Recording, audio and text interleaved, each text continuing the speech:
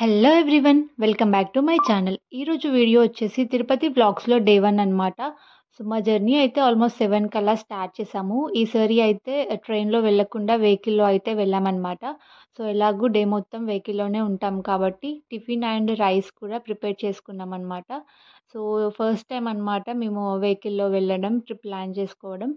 And మా ఫ్యామిలీతో పాటు అండ్ మా సిస్టర్ వాళ్ళ ఫ్యామిలీ అండ్ మా ఆడపడుచు వాళ్ళ ఫ్యామిలీ అలాగే మా హస్బెండ్ వాళ్ళ ఫ్రెండ్ వాళ్ళ ఫ్యామిలీ అందరం కలిసి అయితే ట్రిప్ ప్లాన్ చేశాము. సో, ఆల్మోస్ట్ 4, 5 డేస్ ట్రిప్ అనమాట. సో, డే 1లో మార్నింగ్ 7కి అయితే అలా స్టార్ట్ చేశాము మేము జర్నీ.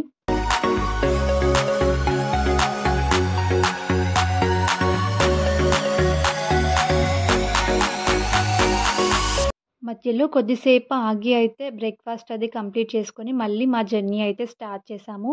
సో, మేమైతే తిరుపతిలో చూడవలసిన కొన్ని ప్లేసెస్ విజిట్ చేశాము. అలాగే అక్కడి నుంచి Kanchi, golden temple, Arunachalam so, ఇవన్నీ అయితే విజిట్ చేశాము. సో, ఇవన్నీ వీడియోస్ అయితే నేను నెక్స్ట్ అయితే అప్‌లోడ్ చేస్తాను.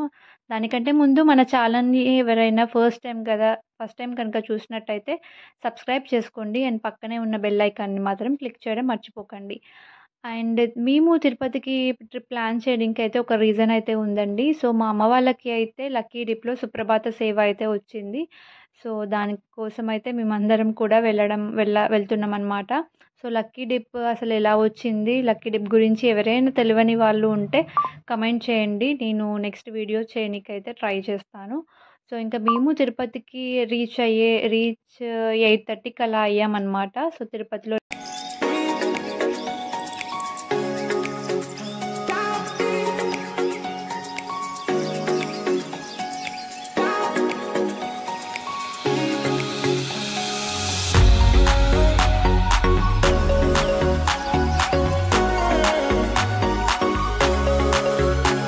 ఇంకా అక్కడి నుంచి కొండపైకి వెళ్ళాలంటే ఇంకో 2 అవర్స్ ఎలాగో పడుతుంది. సో, ఇంకా మిడ్‌నైట్ అయిపోతుంది అనేసి మేము నైట్ డిన్నర్ కూడా ఏం చేయలేదు. సో, అందుకోసం అయితే మేమైతే ఒక రెస్టారెంట్ దగ్గరైతే ఆగామనమాట.